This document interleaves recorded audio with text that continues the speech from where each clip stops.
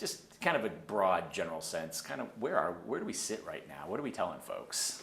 Yeah, I mean, it's complicated, right? We have a lot of demand, and 2020, 2021, 2022, we built a record number of housing, more than we have in any time in our state's history. And a lot of that was driven right by COVID, low interest rates, so projects could pencil.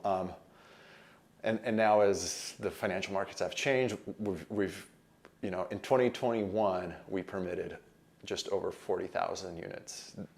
This year, we're on track to do like 23,000. So basically cut in half. Oh, pretty much, right? Yeah. And so the demand is there, right? Our demographics look good. Growth in Utah is a constant companion, right? If we looked at what is Utah, you characterize many things, but growth is one of those top things. Right. So as we're growing, construction trades just got decimated during the great financial crisis. So if we looked at just overall construction, we peaked back in like 2004 or 5. We did not recover that number of construction workers till 2018. Wow, so it took that long. It took over a decade. Yeah. So as we sit here right now, do we have enough tradesmen, construction workers for the amount of housing that we need? Maybe not that what is being built, for what we need. So short answer is no. And you talk to home builders and people in the industry, it changes from year to year what they need, right? Whether it's electricians, whether it's framers, whether it's people who lay down tile, right? So that dynamic has gotten more complicated. There's two parts to it. One is immigration, and it's a whole separate issue. But if we're looking at what happened during the great financial crisis to the construction industry, it decimated it, right? You had a lot of built-in historic knowledge from the tradesmen, the local guys that have been doing it 30, 40 years. They decided to hang it up, right? So a lot of knowledge didn't get transferred. Then the other part is there's not enough of new people entering the labor force, right? So you're not growing the labor force like you have traditionally for the past 50 years before the great financial crisis. So that's changing the dynamics into it too. So the industry is looking at how do we stay efficient and stay on schedule and stay on time and build homes in a timely manner with less construction going forward. So what does that mean for a state that needs so much housing and affordable housing? Yeah, I mean, labor costs are one of the most expensive aspects. You look at the material, it's material and labor, right? So it is, without a fluid labor market in the construction industry, it's challenging to keep up with demand. And you said that kind of goes in cyclical cycles, right? Yeah. Can we tell people out there that will watch this that want to buy a first-time home, like, is this another sort of like mark against seeing more affordable housing come on the market? Well, so in a way, it's definitely part of the equation. But again, going back to that, where the industry is now, when they're looking out into the future, they are preparing for modular. We did a big code overhaul in the state with having the ability to do factory built housing, right? So we can inspect it, and that part of it, like when you look at how the construction happens in a factory versus on site, it's night and day difference in like efficiency, speed. The cost part is still getting worked out. There's some, but we can build stuff faster in a factory. Yeah, other countries do it, right? Yeah. So it's not like we're figuring out something new. There's just a lot of policy things we have to figure out and a little bit of training. So people probably need to get used to the fact that maybe the way things are built is going to change, and what they're going to live in is going to change. Is that fair to say?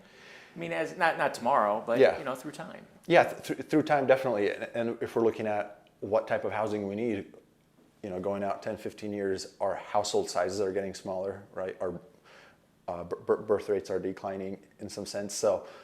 So not everybody needs a 5,000 square foot home. If you look at what determines the price of the home, first off, it's location, that old adage. But the other part is the size of the home and the size of your yard. Those two things are primarily what drives the price of the home when you control everything else. So building smaller homes means building cheaper homes, right? more affordable. So, that aspect of it, and if we introduce the modular part out of it, then we need to retrain the labor force a little bit too. That can work with the tech side of things. Based on the numbers and the demographics and everything that you look at, is there a correlation between, a shortage in this portion of the economy and the labor force and it having friction within the overall economy? Yeah, I mean, it's like any other industry in the economy. There's competition, and if you look at construction, where do you go to learn? You usually start out in residential because hammering a nail and a 2x4, the margin for error there is low, right? But then as you're getting better at your trade, you're probably going off to something more challenging that pays more, right? You're evolving your career, and if you look at our region for the past decade, I mean, it's unrecognizable from what it was 20 years ago, right? We've grown so much, right? So when you look at construction, we've had two major projects with the airport and the prison site, right? So that in itself, there's dynamics, friction for what you're saying on labor materials, right? Then you look at the commercial real estate sector, how many high-rise buildings we've added over the past, not just decade, but feels like the past 5 years, right? Our skyline's changed dramatically up and down the I-15 corridor. So when you take all those other factors into consideration, not just for residential, there's definitely a labor shortage and friction. Yeah, and are these developers here in Utah, are they fighting developers all over the country for these workers? Do you get any sense of that? I mean, they're probably trying to find them wherever they can, huh? Yeah, I'm not the best person to answer that question, but it is a competitive market, not just nationally, but regionally too. Ask somebody trying to build, say, apartments or some type of housing on the Wasatch Back.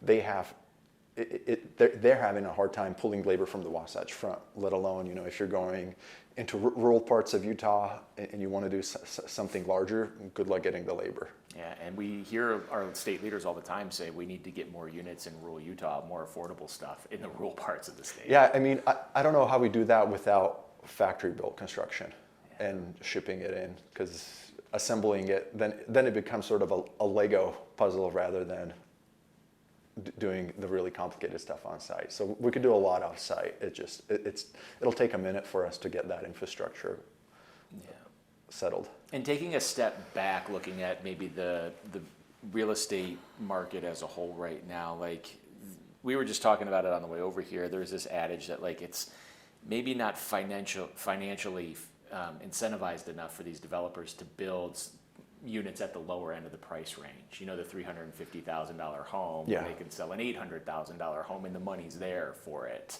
Like, are we seeing a shift in that?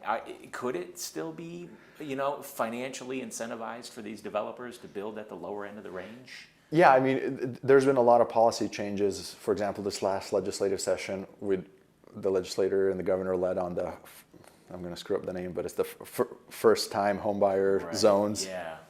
Right, where you're capping sort of prices, deed restrictions on that they're owner occupied, that they're not going to go to investors, right? So there are a lot of policy levers you can pull, but the ultimate factor in what determines that price of the home too is the land costs, right? And that land cost is controlled by zoning and density and what's the highest and best use for that property. So you're kind of chasing your tail, chicken or the egg on a part of it. But if we just stop somewhere and take that circle and spread it out linearly, it starts with the entitlement process and what can we build on this site, and that'll determine what the price is. But it's challenging, right? The lower you go on price, because your labor costs on per hour are the same, whether you're doing something small or something large. It's still the same per unit measure. Yeah, you can't pay a worker less because they're building a $300,000 home versus $1 million home. Yeah. Any other things, broad strokes wise, that you see kind of in the market right now and how it's impacting our economy as we sit here right now? Anything else really stick out to you? Oh man, that is a loaded question. I know, right? Yeah. I mean, the challenging part of, just the housing market in general right now is interest rate and accessibility to housing. All the other parts are still relatively good for Utah. Are you talking about supply? There's just still not a lot of supply. Yeah. The supply demand is imbalanced. We still have by 2030, we need to build something like 153,000 new homes to just keep the market sort of where it is now, to keep those imbalances going. So that averages about 27,000 units per year. So we still need to do a ton of building. yeah, if we are going to grow, and this goes back to that. Utah is a growth state, whether we want it or not. It's our culture, right? So if we don't want to be a growth state, we got to think about that a little bit differently, and what we're incentivizing and what we are as a community. What are your thoughts to, like, interest rates still kind of on the higher end? Historically not, but from what we were seeing a few years ago. What if those come down too quickly, too fast, in too short period of time? Is there a risk that everyone starts to throw their house on the market, and then we get a supply? Maybe it opens up more supply. Yeah, and the existing home for sale, that's more or less back to where it was beginning of COVID. So, that wasn't true even 6 months ago. Okay. But I get this question a lot, like, what happens if interest rates drop too fast? We have to ask ourselves, why do interest rates drop too fast? And usually interest rates drop too fast because something bad happens in the economy, right? Like, you look at COVID, we dropped interest rates overnight, and that lasted a couple of, feels like weeks, that scare, and then come June, you could not snatch up a house, right? So it's understanding why they're dropping.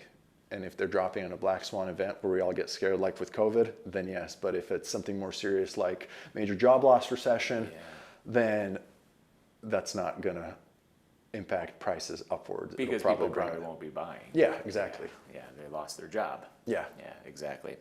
All right. Well, I appreciate the context around this. Yeah. It's very interesting stuff. And I mean, I understand that, we don't have the crystal ball. But it's interesting to kind of look at the trends in the moment and the correlations and kind of what's going on right now.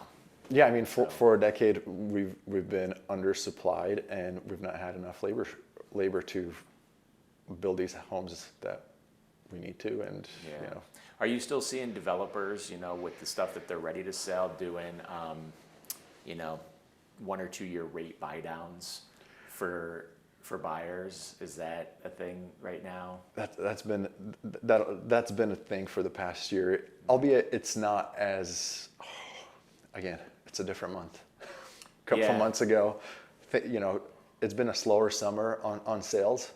So the incentives come back, but then now that rates dropped from a couple of weeks ago, probably they're not as aggressive.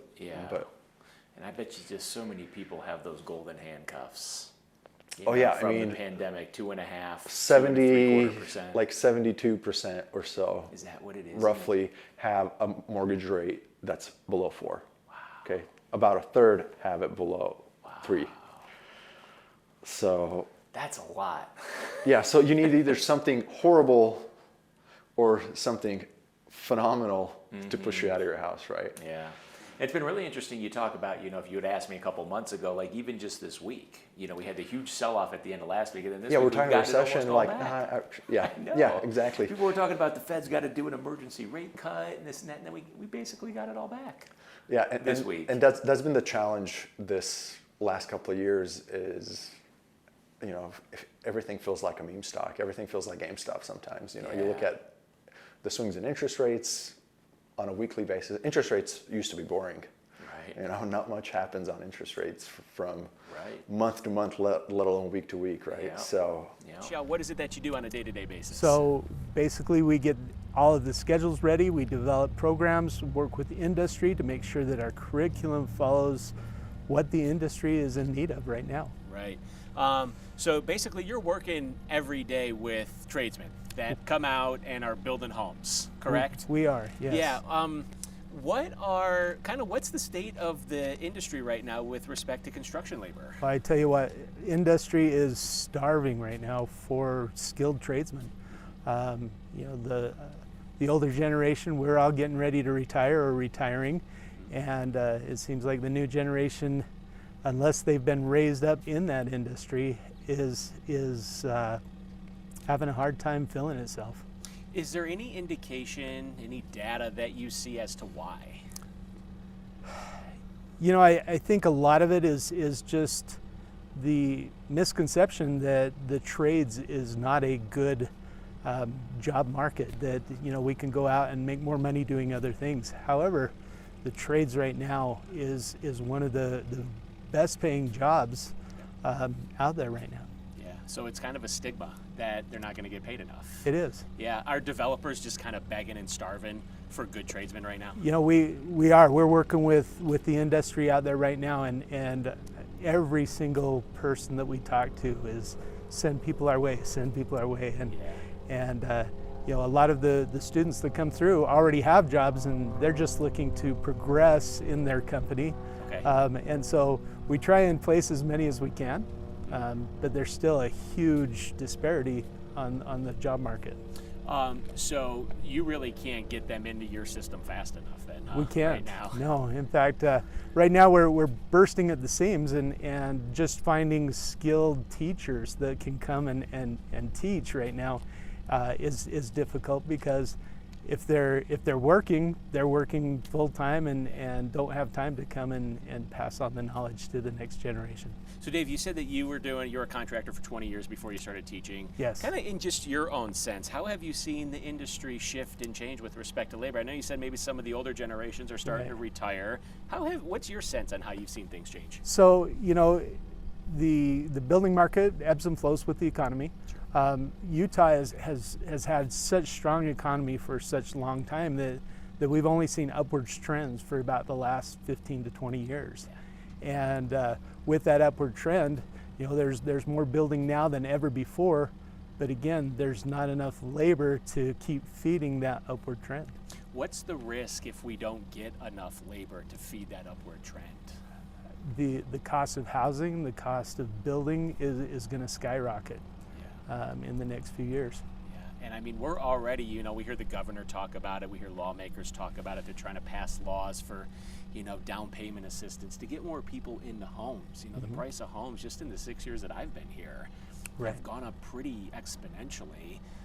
What do we tell, do you think, a young person that's trying to get into that first time home, or to get a little bit ahead to get something like what you're building here? Start saving early. It is getting more and more difficult.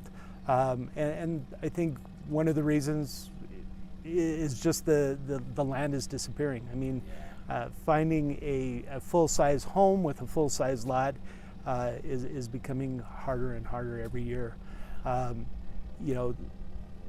Get into the new starter home is more of townhome, condominium type of things, and so those are still plentiful. But again, the cost of those has doubled over the last decade and a half. Yeah, absolutely. And so just walk me through what's going to happen here on this site. Okay. I see the foundation has been laid, but walk me through what happens here. So the college has always had the philosophy of hands-on. Students learn doing what they need to do, and so every year we try and build at least one project home that the students build. They lay it out, they frame it, they finish it, they help even the tradesmen that come in, the electricians, the plumbers.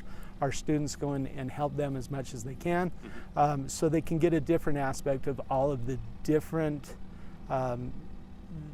trades that are involved in building a home.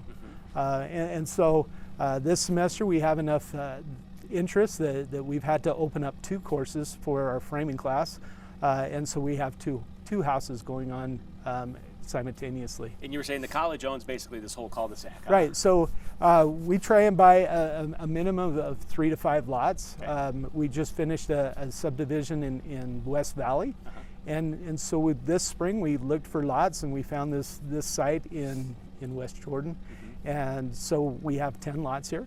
Our goal was to have lots for the next 10 years, and hopefully, we bought them now. For the price increase of land, we hope that we'll level out in the end. Right. But it allows us to build at our own pace. So if we have to build 2 homes a year, then we get it for the next 5 years. So It really is a great thing for the students. They get the hands-on. A lot of our students are looking to, like I say, advance in their industry, to go into project management. Others want to start their own business, and so they want to become a framer, or they want to become a roofer or a finish carpenter. And so this gives them that opportunity to come learn that skill and get the knowledge that they need to succeed. So again, when we're talking about construction labor in your 25-ish years that you've been doing this, is this kind of the most dire you've seen, at least, construction labor for the market? Maybe minus 2008. I know things really dried up there. 2008 was bad, and again, it ebbs and flows. This is one of the most demanding times that I've ever seen, so yes, we need those people out here. We need them to get trained. We need them to fill those spots that are going, because with as much building that's going on in the Utah area, it's going to continue. Economists say, well, we're going into a recession. Well, again, Utah has kind of weathered those recessions and kept on building. So I think we're still in that pattern. Yeah, with the number of people moving here, Utah says, what recession? Yeah, exactly. In our industry, in the broadcast and journalism industry, we're seeing things change. Not as many people are turning on the TV at a certain time, so it's now a lot of digital, a lot of YouTube stuff, getting where the eyeballs are. So our industry is changing. Every industry changes. I talked with an economist, and he said, well, maybe we need to start thinking about more factory-built stuff and then delivering it to the site. Do you think the industry is willing to maybe try to think about new ways of doing things? I think there are new ways of doing things, but even then, if you're going to build them at a factory and ship them on site, you still have to have those skilled laborers that know what they're doing, that build them at the factory, and then you have to have someone that puts them together on site. So I think it changes the demographic, but it doesn't alleviate the problem. So really alleviating the problem is just getting more people into the trade, huh? Is that really the simple answer? It is. Yeah, and maybe doing that, how do we do that? Do we try to erase the stigma that it's not a great career, that it's not a high-paying career or whatever? How do we do that? It is. I think it actually starts in the middle school and high schools. Instead of we need to go out and get a college education. Well, I'm all in favor of college education, but it doesn't mean you have to go to 4 years of school and get a master's degree and everything else. What it means is, if you're going to go to school, you're going to go to school to learn a specific area, a trade. Yeah, and I think we're starting to see that more and more. So, anything else you want to add? These houses will be done in the spring. Yep. We'll have open houses, and everyone is welcome to come and look.